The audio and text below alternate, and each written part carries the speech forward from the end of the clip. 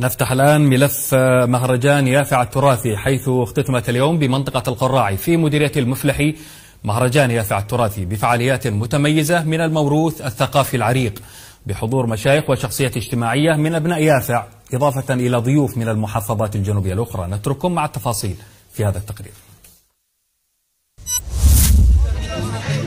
واختامها مسك، ذلك ما اعتاد عليه جمهور مهرجان يافع التراثي من أبناء المفلحي في إظهار وعرض الموروث الثقافي والتاريخي للهوية الجنوبية من رقصات وزوامل وملبس ومأكل وقطع ومقتنيات أثرية. ولا عجب، فلطالما كان الرهان على يوم الختام في منطقة القراعي. أبناء المفلحي سعداء جدا بحضوركم، وسعداء جدا بحضور الضيوف الكرام الذي يعتبر نقلة نوعية من قناة عدن.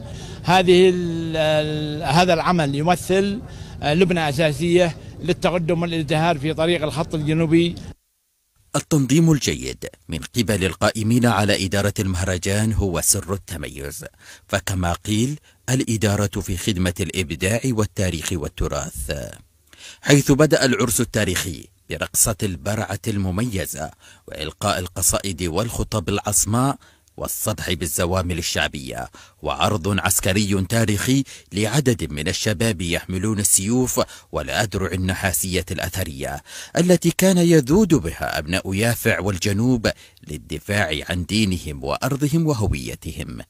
واليوم مديرية المفلحي كما قلنا تختتم المهرجان هذا الذي كان أوله في الحد والبعوث والموسطة، واليوم المفلحي. اليوم اللي توافر الجماهير لإحياء هذا التراث اليافعي التقليدي السنوي.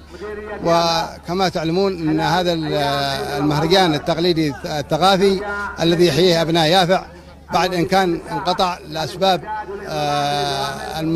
يعني القضاء على الموروث الجنوبي بشكل عام والموروث الثقافي اليافعي، ولكن الحمد لله اليوم الجماهير تتوافد وإحياء هذه الفعالية الكبيرة، ومن خلالكم ندعو الجماهير إلى الاصطفاف وإلى إحيائها كل عام، وكذلك التنسيق وإعادة الموروث اليافعي الجنوبي إلى طابعه السابق. متحف وعرس تاريخي ومعرض أزياء للزهرات اليافعات بالزي والحلي التقليدية، إضافة إلى عرض أدوات المطبخ والمائدة والأدوات والآلة القديمة التي كان يستخدمها الإنسان الجنوبي القديم في يافع. ومع زوال شمس اليوم الثالث انتهى مهرجان يافع التراثي، وودعت الجماهير الجنوبية يافع الأرض والإنسان، ومن ضمنهم طاقم قناة عدن المستقلة، على أمل العودة مجددا في الموسم القادم للحضور والمشاركة في تغطية ومواكبة هذا الحدث التاريخي الهام.